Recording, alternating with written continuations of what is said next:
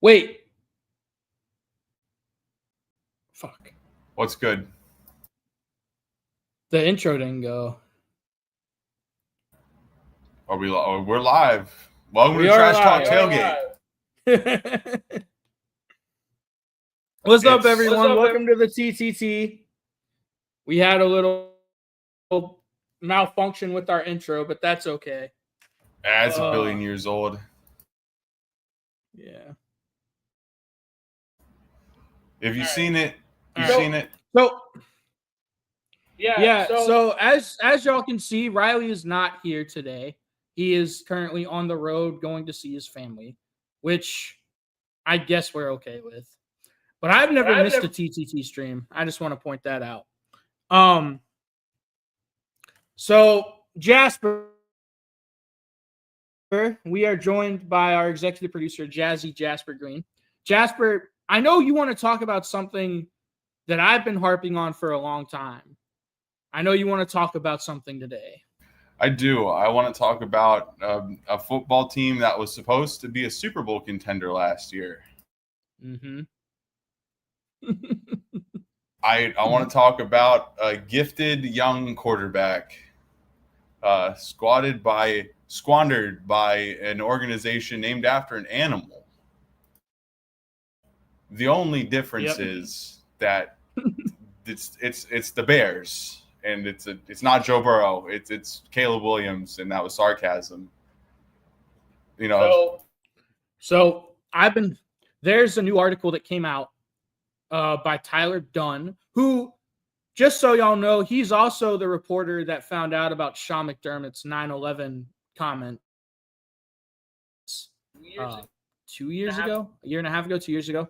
So that was really cool. He's obviously a very trusted reporter, and he wrote a very in-depth article talking about not only Caleb Williams and everything he's done wrong and things he could do better, but the entire Bears organization and just how dysfunctional they are.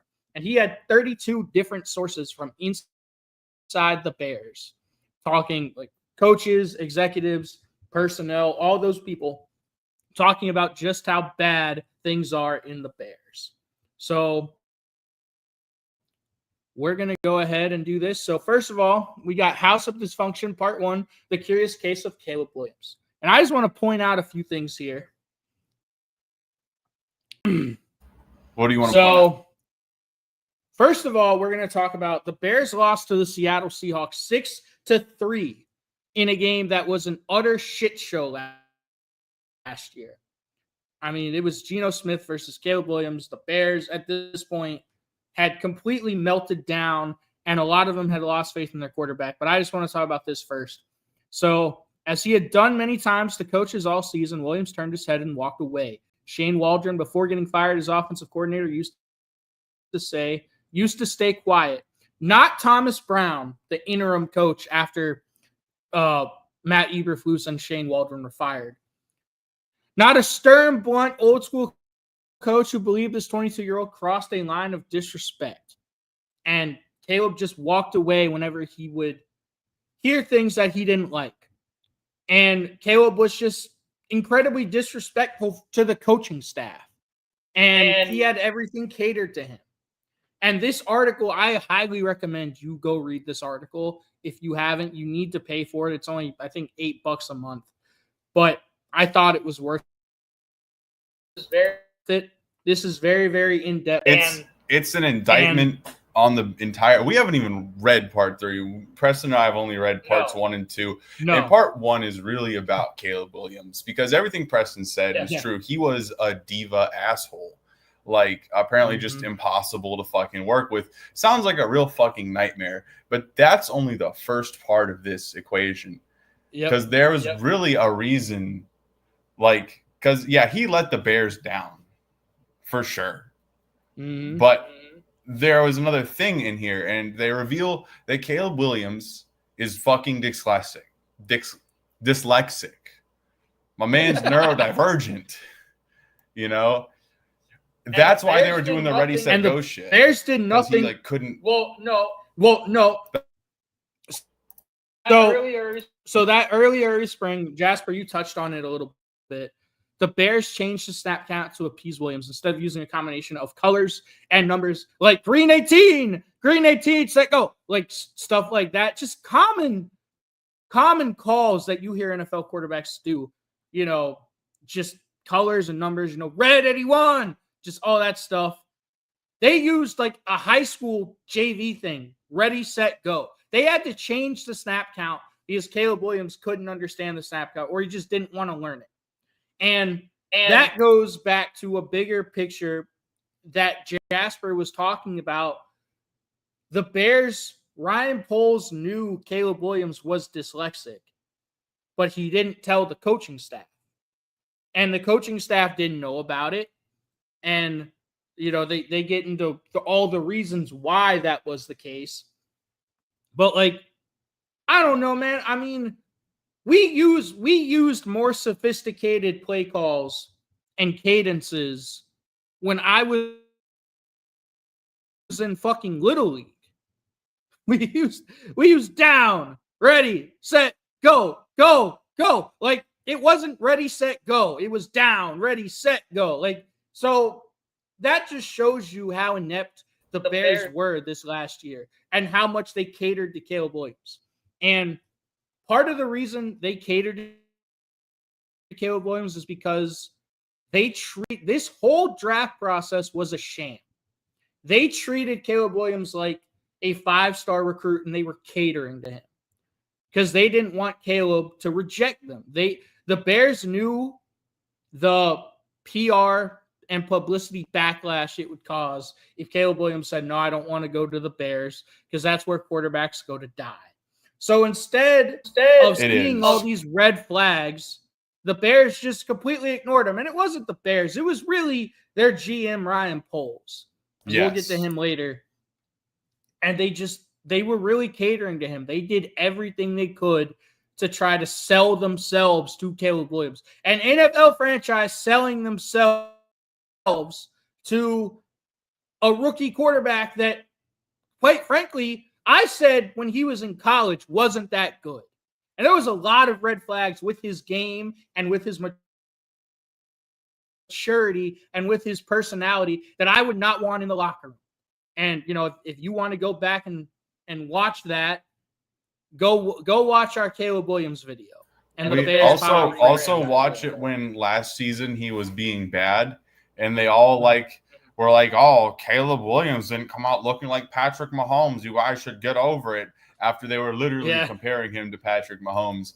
And I mean, I guess I can kind of understand it from the Bears' perspective, because they are that down bad that they're in it's you got to imagine how it's going to look like a football layperson that doesn't understand that Caleb Williams isn't that good. And that was most people, this guy who's dominant as fuck in all his college tape is he takes one look at Da Bears and goes, no, I will not be Joe Burrow.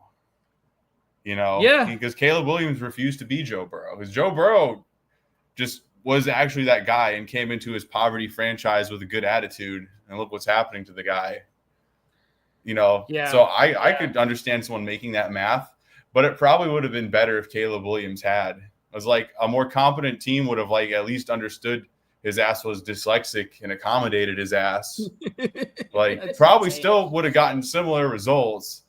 But holy shit, I have fucking ADHD. I couldn't imagine just raw dogging shit, completely fucking unaccounting for my fucking learning disability, Yeah.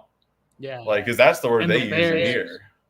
And the Bears, Ryan Poles knew about it, and they did nothing because they didn't want to spook him. The reasoning was they didn't want that to be made public because they didn't want to spook Caleb Williams into being like, oh, you guys think you guys are going to talk about my learning disability, and you guys are going to, make it's not even a big deal. Because like you said, you can't. There are other players. The article literally gives examples. A whole NFL player that has a charity because he's fucking dyslexic, and they just accommodate his ass. Yeah, I mean, it's as long as you can play, the NFL is going to figure it out. Caleb Williams has always been incredibly talented. It's just a lot of the other stuff that's always Preston calling Caleb Williams incredibly to talented. That's a new one. No, dude, I've always said he's talented. It's just I think he's a much better athlete than he is a quarterback. I guess that's fair. I mean, he makes throws that you go, wow, like that's really cool. He's just not consistent at it at all. And that is what you need to be as a quarterback. You need to be consistent. And the Bears did nothing to help him. But Caleb also did nothing to help himself. So earlier this offseason, there was an article that came out that said Caleb Williams told his dad, the coaches just don't help me watch film. I just go in there and I just turn it on and they don't help me. That's insane because 99% of a coach's job is to watch film. And like I did say that from experience. That's what you do as a coach. You watch film. You break down the game plan. You watch practice film. You watch opponent film. Like you do all of that.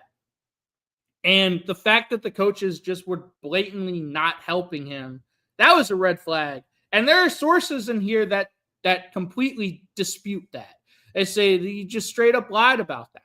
Like the coaches, they might not have been the best coaches, but they were at least watching film with him.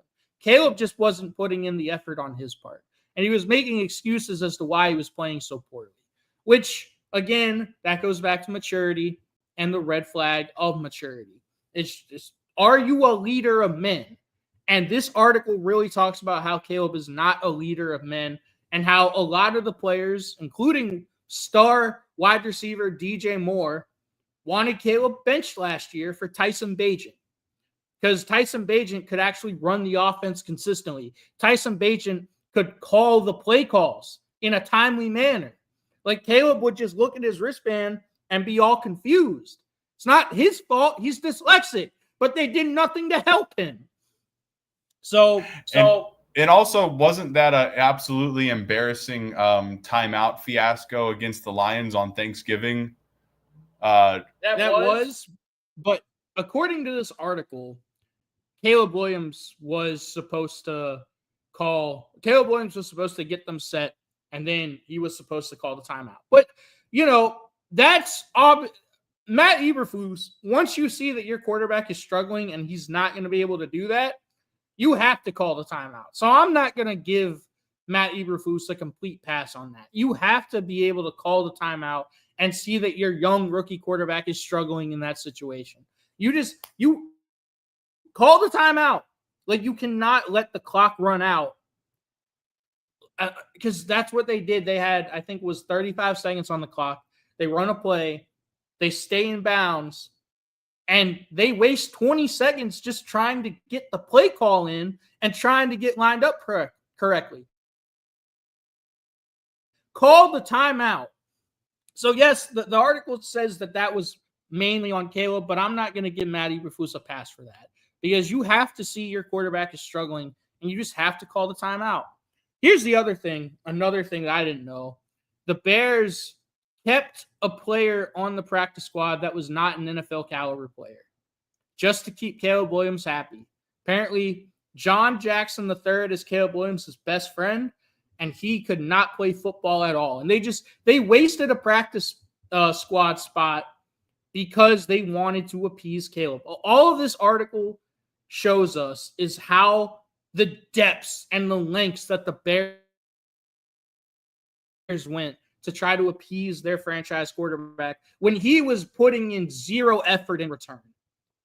And that's a sad state of affairs. They really tried to give him his own Jamar Chase and everything. It wasn't even a Jamar Chase because Jamar Chase is like a great football. Yeah, no. They wouldn't do it right, But it's like they tried to give him his buddy on the team as well. That's the shit of dreams, Have you get to be in the NFL and then your boy gets to go with you on the same fucking team? That's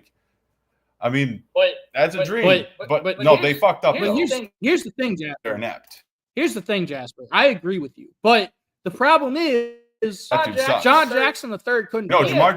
He had 5 catches in 4 seasons at USC, totaling 267 yards, and his final season was on a 2-10 Nevada team.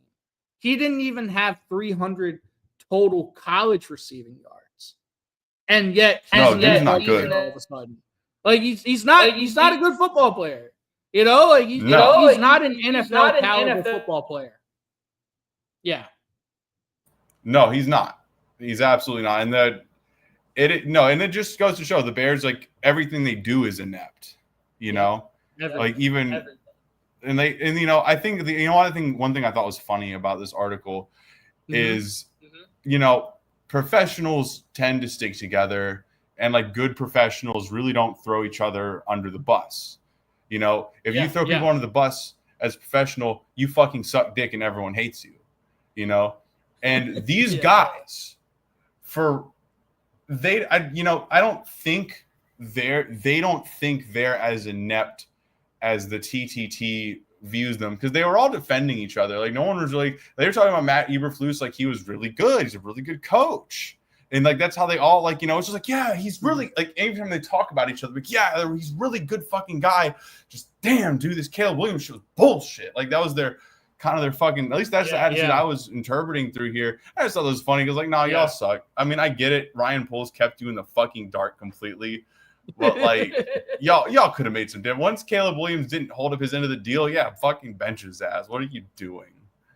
Yeah, I mean, they wanted to bench him. The article talks about that as well. They wanted to bench Caleb Williams at one point and just trying to have a reset with him.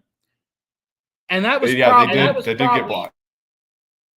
But yeah, Ryan Poles said, no, fuck that. Like, this is our franchise quarterback and y'all are going to make it work. And, it just goes to show Ryan Poles doesn't know what he's doing. He's the Whit Babcock of the Bears. Don't talk to me about Whit Babcock, you motherfucker. It's still sore. I'm very upset. So look at this. Look at this. We kissed his ass from day one. That is the underlying theme of this entire first part of this article. It's just how they sucked up to Caleb and how much they catered to him. And Caleb couldn't do anything. Caleb really struggled his rookie year, And it's just he absolutely did. Yeah. Well, he comes in here acting like he's a fucking movie star. Like, and that was one of the things, that was one of the red flags I had with Caleb, is you just saw from his actions and his lack of maturity that he looked entitled. And if you actually watched him against the best defenses like Notre Dame and Utah, he didn't play well. And those are not, Notre Dame has NFL players, Utah has NFL players, but those are not NFL defenses. Those are not SEC caliber defenses of like Georgia or Alabama or even LSU. And he struggled against defenses that just have a few NFL players, let alone the entire defense's NFL players. So I always thought that he wasn't going to be as successful in the NFL because, like I said, he's very talented, but he's not consistent at playing quarterback. And, the best thing that the Chiefs did for Patrick Mahomes was they sat him for an entire year because Patrick Mahomes was incredibly raw coming out of college, and they knew we have to work with this kid. And we're just going to shelve him for a year. We know he's our future, but we need to shelve him. And I thought the Bears should have done that with Caleb. They should have sat him for an entire year. But under Ryan Poles' leadership, that was never going to happen. Because he even talks about how he picked Caleb Williams, because if he didn't, the media was going to crush him. If you base things based off the media instead of doing your own research and watching the tape yourself, you're going to have a bad time. Media is wrong a lot. And it's just, he's incredibly wrong a lot, so this, I would highly recommend go reading this article. I know he also, the author's name is Tyler Dunn. I know he also has a YouTube channel where he talks about this stuff. So yeah, no, and I mean, dude, the Ryan Poles stuff too. I don't know if we want to get into it now and just move ahead because, like, I feel like we summarized this pretty well. I mean, Caleb was just a monster nightmare diva, and they still gave him everything he wanted. Just kind of being worse for him too, because like telling someone like that, like not being able to tell someone like that no, is bullshit. You know, like. Yeah, you're right. Yeah. They should have had. I mean, but they weren't going to sit his ass for a whole year. They're so desperate, and I mean, it doesn't help. Also, like one other thing I wanted to point out before we move on is that like Patrick Mahomes had an O-line in front of him as well. Yeah. You know, so even if they had sat Caleb, it probably would have like helped him be a better leader, and he would have been able to make, you know, the 35-second thing wouldn't have fucking happened. But like I think, you know, Chicago is kind of a place quarterbacks go to die unless they're like some kind of like god tier fucking talent. Like, you know, and that's the other thing, and this has always been my argument when it comes to the draft. And Jasper, you know this. You need to have an O-line. Before the Chiefs drafted Patrick Mahomes, they had won the division. You know, they were going to the playoffs every single year. They had a good team around him. They just didn't think that their quarterback before Patrick Mahomes, Alex Smith, could get them over the hump, which is why they went out and they invested a ton of draft capital into trading up for an incredibly high ceiling type player in Patrick Mahomes, who's incredibly talented, but was very raw. And they had a plan from the jump. They knew we're going to go get this kid. We already have a great team. We just need a guy that can get us over the hump. And we're going to sit his ass for an entire year. He's going to learn, and he's going to learn how to be a consistent NFL quarterback. And the Bears didn't do that. They didn't invest in the offensive line like they should have. You know, their offensive line is still not good, despite, you know, investing in free agents, which, you know, who could have seen that coming? It's just. And I think that is that before, and as we get into Ryan Poles, I think that should be the TTT's first indictment of him is that this man is a former offensive lineman and does not respect his own position at all, to invest in it and to understand that in the big men slamming the fuck into each other's sport, the big men should not be fucking neglected. No, they should not. No, they shouldn't. You know, and Jasper, I don't want to spoil everything. No, they should pay $8. I think we should do. Yeah, you know, I think we should do another segment on this with Riley to talk about Ryan Poles. Yeah.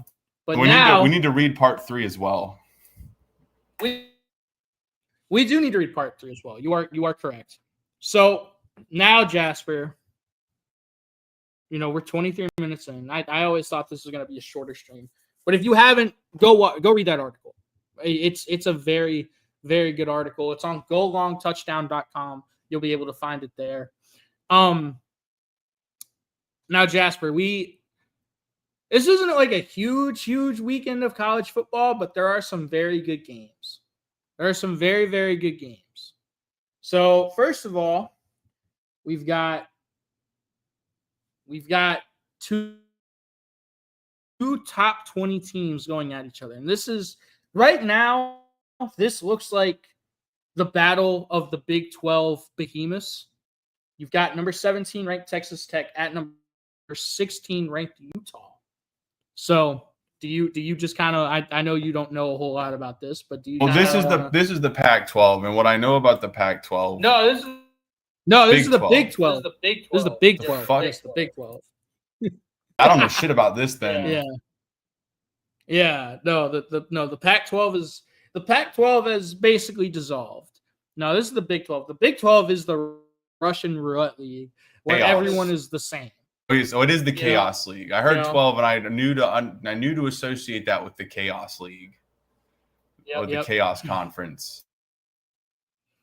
Yeah, Utah. You know but both these teams have NFL caliber bubs, and that is the difference, I think. Like the Big 12, they just don't have the lines of scrimmage that the SEC or certain ACC or Big 10 teams have. You know, like they don't have it. And that's why the Big 12 is the Russian roulette league, because they don't have those NFL bodies up front. So, you know, they're not as consistent every week. Does that make sense? Yes. But these two teams, Texas Tech and Utah, they have invested in the lines of scrimmage.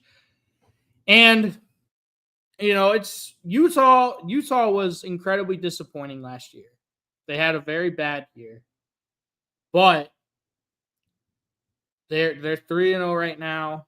They beat they thumped UCLA 43-10, beat Cal Poly 63-9, and now just, stomped Wyoming 31-8. And they get Texas Tech at home. Utah is a very tough place to play,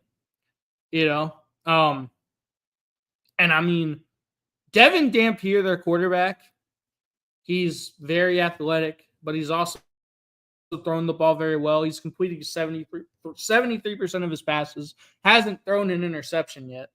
Devin Dampier is their leading rusher, which I'm not crazy about that. But Wayshawn Parker is also a very good running back.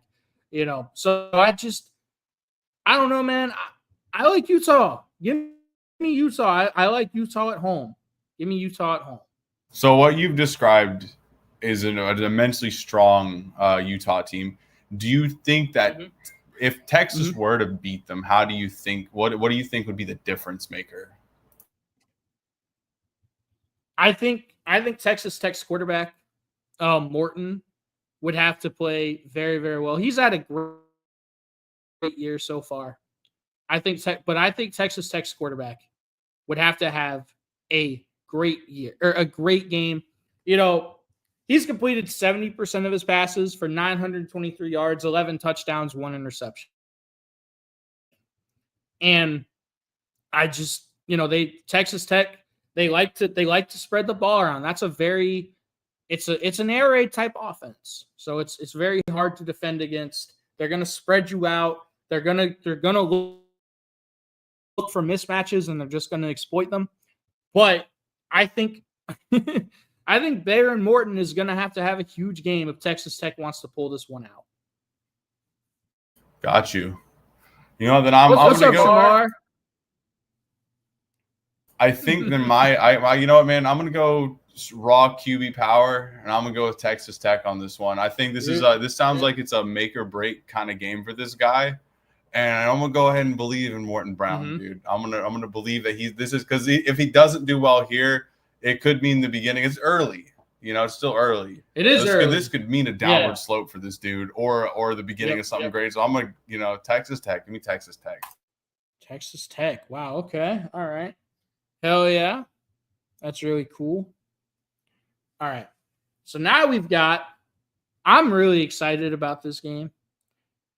Okay. I'm very much excited. I know you live very close to here, but we've got the Auburn Tigers at the Oklahoma Sooners. And obviously the big storyline of this game is the fact that Oklahoma's former quarterback is now Auburn's quarterback. Jackson Arnold used to be an Oklahoma Sooner. He transferred to Auburn, and now he's playing his old team in Norman. So he's going back home. So I think that'll be really, really cool. I just, I'm excited for this game. What are your thoughts, Jasper? That is an immensely exciting game. God. Yeah. I got to ask this question, but I hate that I need to ask it. Oklahoma's an SEC school, right? Okay. Yes, they are.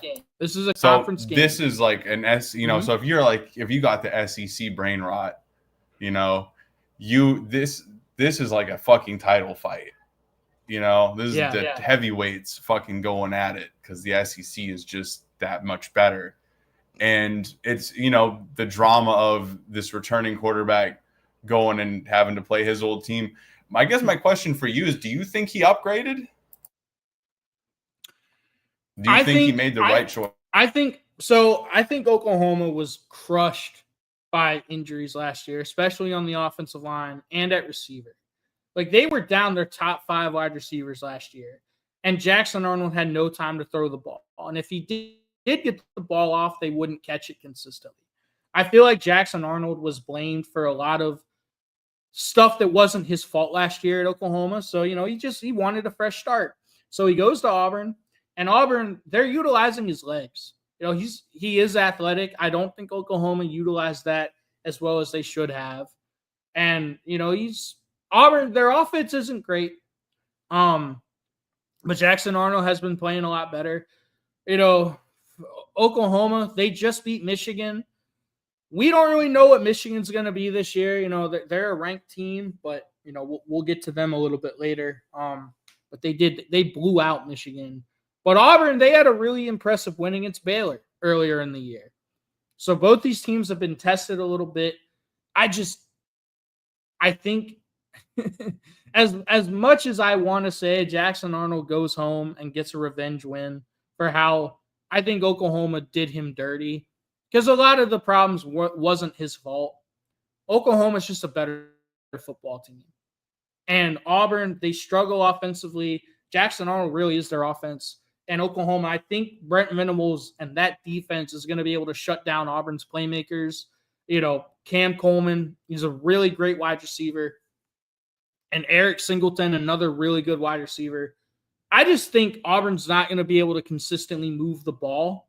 So I think Oklahoma gets this win at home. I think you're right on this one. I have to agree with you just because, from what you're describing, because that to me is the real difference. And especially if they have the home field advantage and their defense can really put pressure on him. Yeah. They're if he's their whole fucking offense, like you said, I mean, it is college football.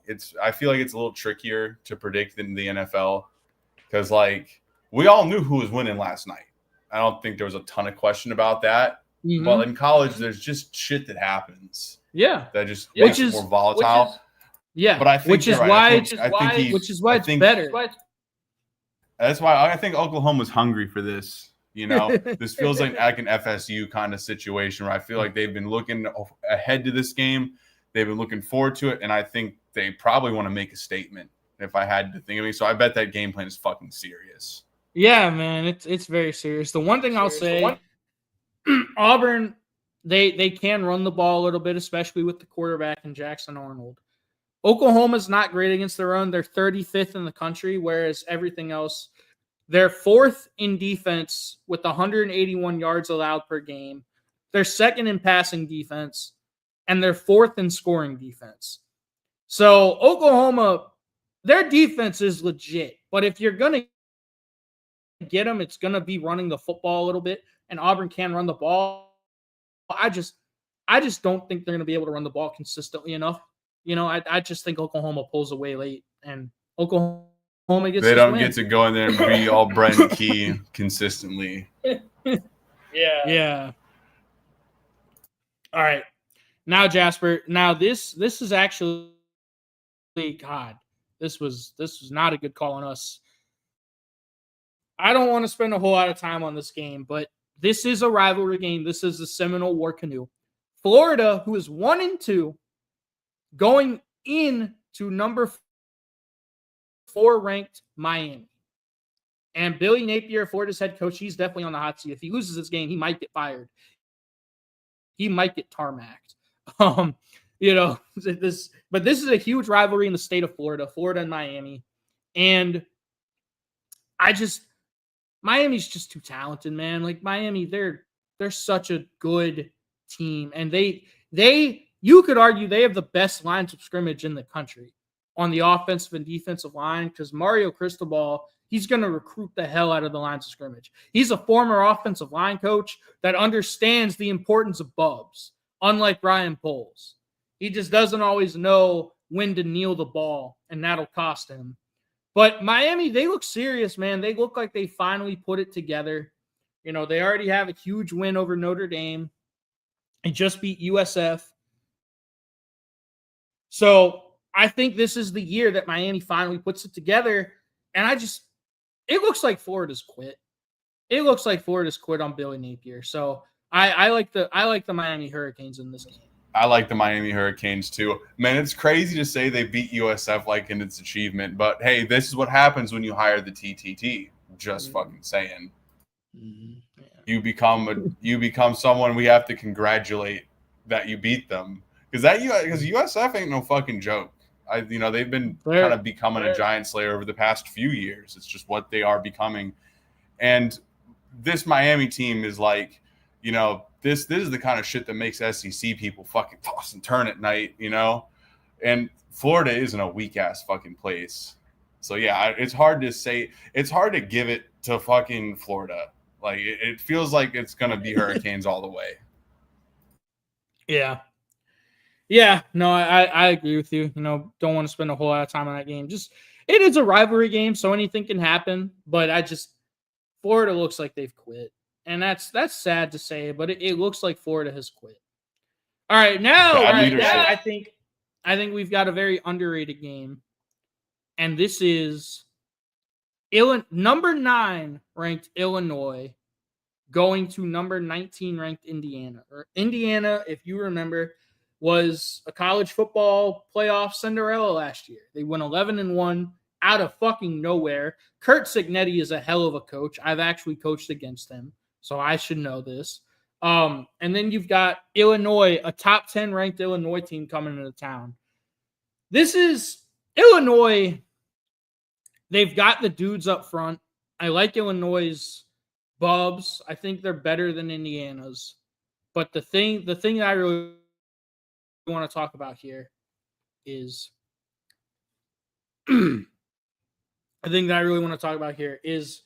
Indiana is 72nd in the FBS in red zone offense, which means that, you know, they struggle.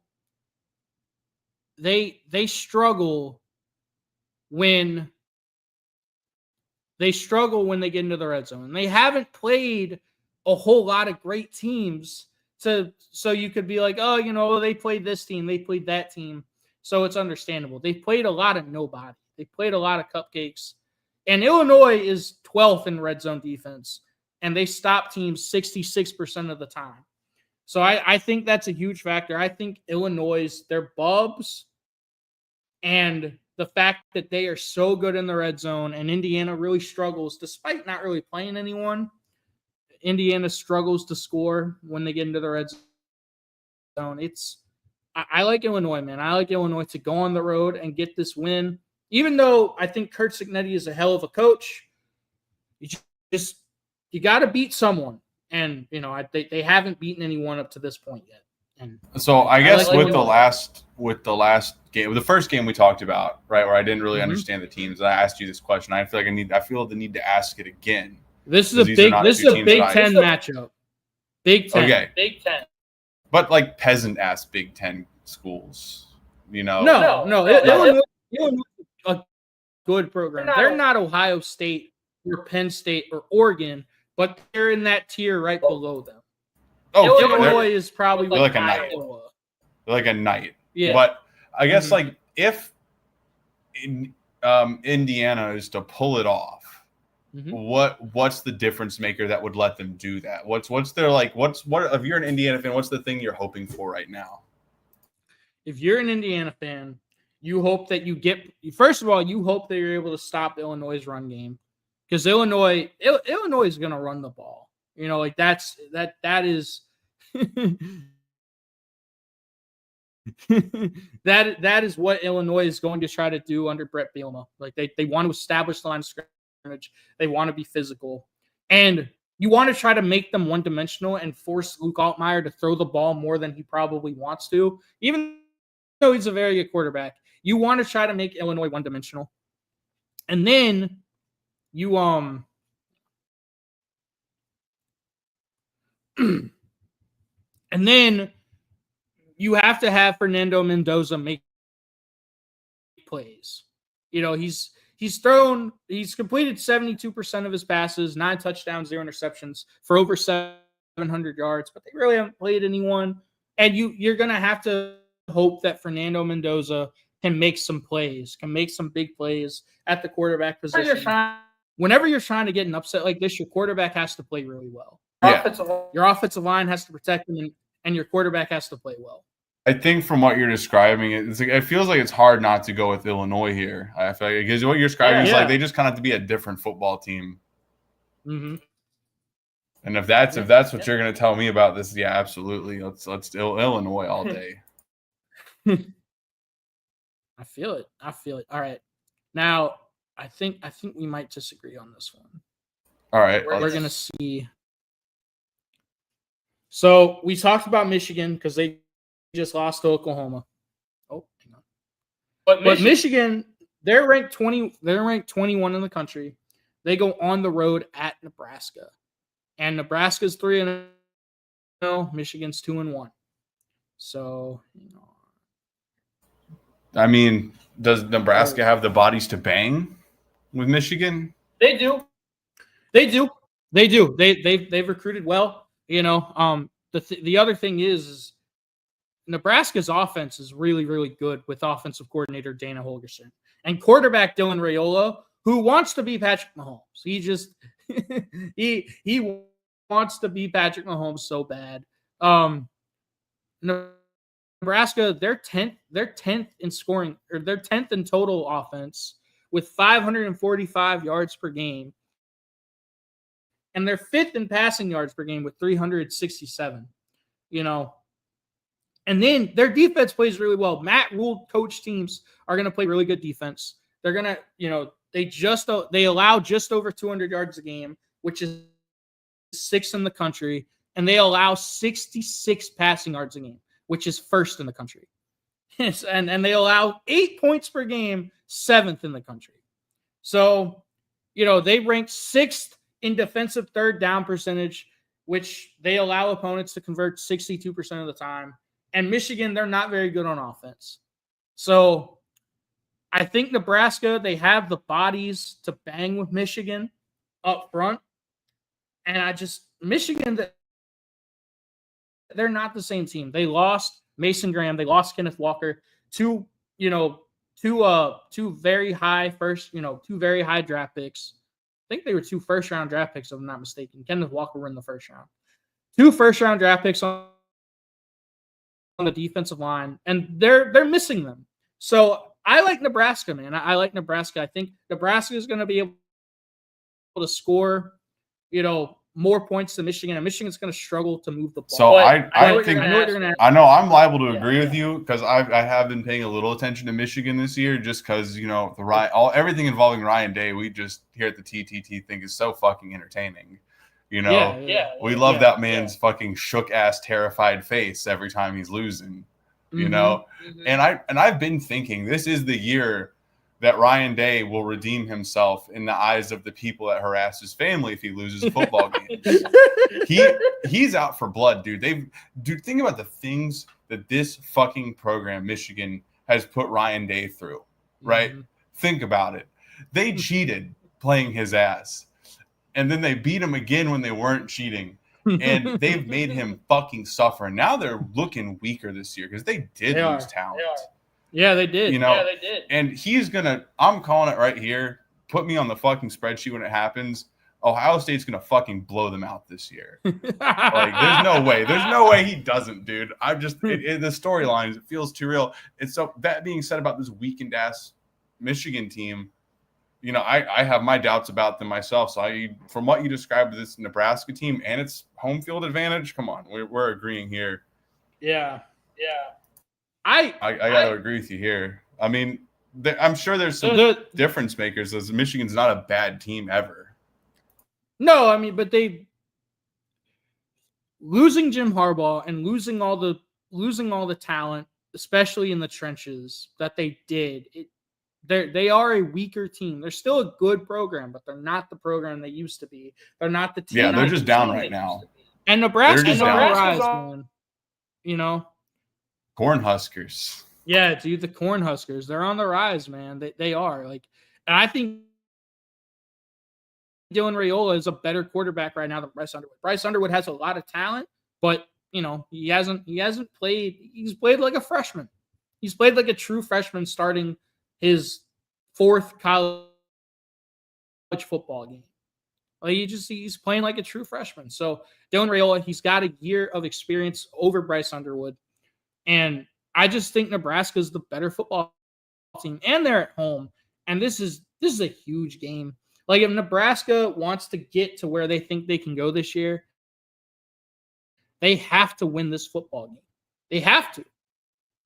So I like Nebraska, man. Give me Nebraska at home. Yeah, I'm with you there. Yep. Do we have any more predictions to predict? No, I wanted to keep this short and sweet. Well, then I would like to talk about last night's game briefly, just to touch on it. Mm-hmm. Yeah. Because I alluded to earlier, I think, you could have seen this shit coming a mile a fucking way. Like how are the Dolphins gonna go up to fucking Buffalo and win that shit, dude? It wasn't gonna fucking happen. They always struggle playing in the cold. Tua has a very bad record when he plays in Buffalo. And now Sean McDermott has moved. His record against the Dolphins is 15-2.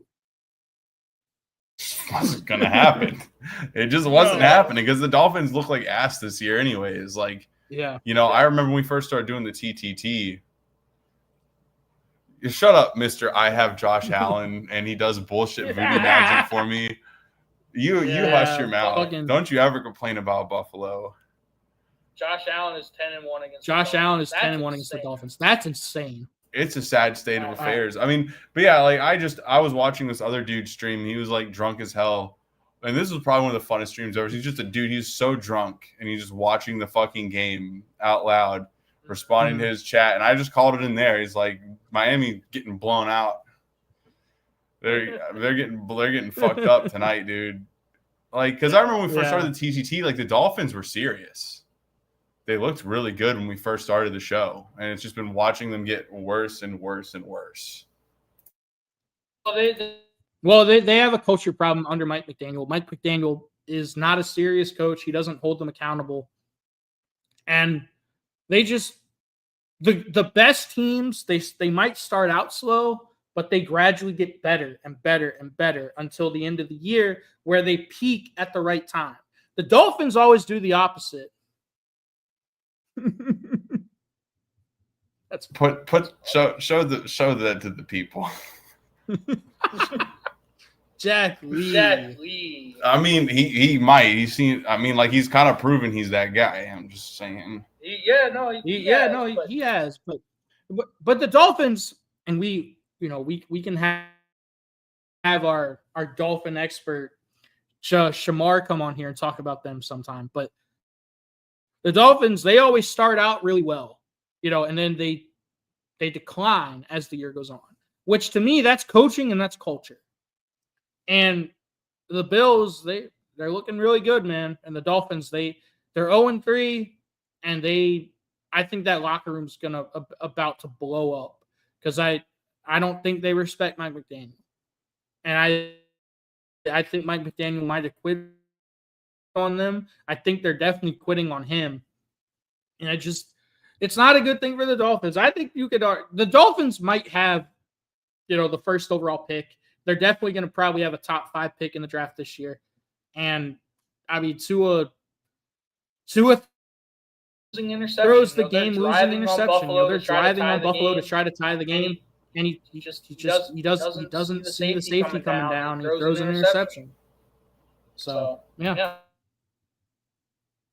It's just no. It's do you on a different note, just like predictions and stuff? Do you think this is finally the year that the Bills beat the fucking Chiefs in the playoffs? Because Kansas City is not what it was. I feel.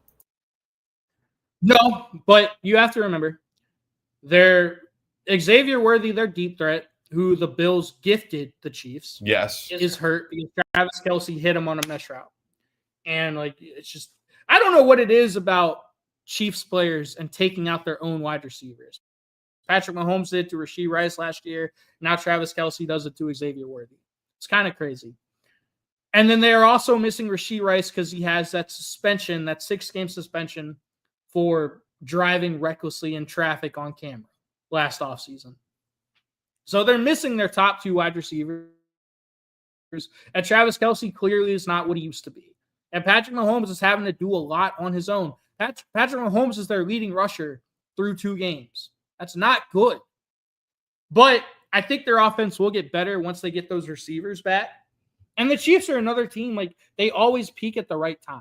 So I'm not too worried about the Chiefs. And it's just, I don't know, man. I mean, the Bills, I don't trust Sean McDermott to be able to beat the Chiefs and Andy Reid. I don't trust Sean McDermott to do that. I just don't. It's gotten to the point with the Bills where I need to see it to believe it. Like you could talk all this shit about, this year's going to be different, but is it going to be different? You've been saying that shit for years now, and you still haven't gotten over the hump. So, yeah, no, they look good. They look good. They look good. But I mean, they're pretty. Yeah, but I mean, you also gave up 21 points to the Dolphins, and everyone knows it's Tampa Bay's year. Just to Tampa Bay. Baker looks good, man. Baker looks really good. But yeah, other fucking Pirates. If you have stuck with us through 50 minutes, we really, really appreciate you. And if you haven't and if you have not already, then it's the Trash Talk Tailgate. Also, due to horrifying circumstances, we know the audio has been kind of fucked. And if you watched it with fucked audio as well, because there were some moments where there was definitely echo. Oh yeah. And we highly appreciate that. Thank you for bearing with us. Yep. We do apologize, but the show had to go on. We will be back Sunday morning at 11:30 a.m. to talk about all of the college football recaps and to talk everything that happened on Saturday. And then after that, we will be back on Tuesday at 2 for our NFL recap show. And then obviously we'll be back again on Friday. So just let's put up the schedule one more time.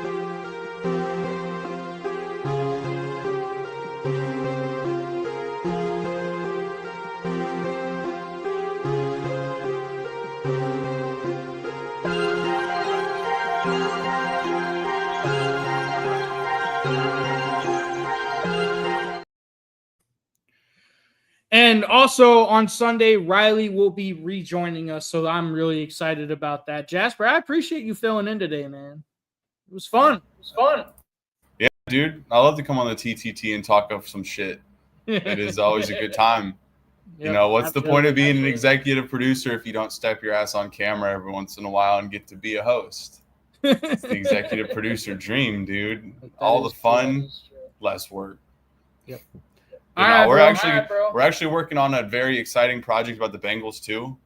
Mm-hmm. The Bears article did inspire us. So be on the lookout for that because it's going to be pretty polished. When it's happening, I don't know. We're putting in a little bit every day, but be on the lookout because it's a fresh indictment of the Bengals because we've been calling this shit. The TTT has been on this since preseason of last season. So since April of last year. We dropped that video in April. Yeah. We have the sauce. Yeah. We do. But yeah, man, I appreciate you joining us. Everyone who's stuck with us, we very much appreciate you. Like, comment, subscribe, do all that good stuff. And we will see you Sunday at 11:30.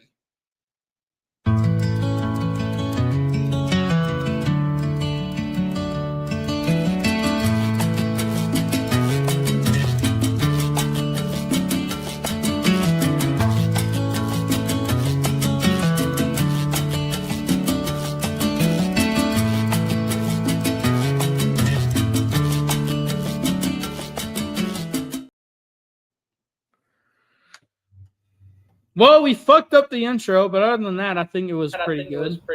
Yeah, I mean, I'm not mad about the intro being fucked. Get to it. Are we still live? We're still live. Oh, shit. Bye, everyone.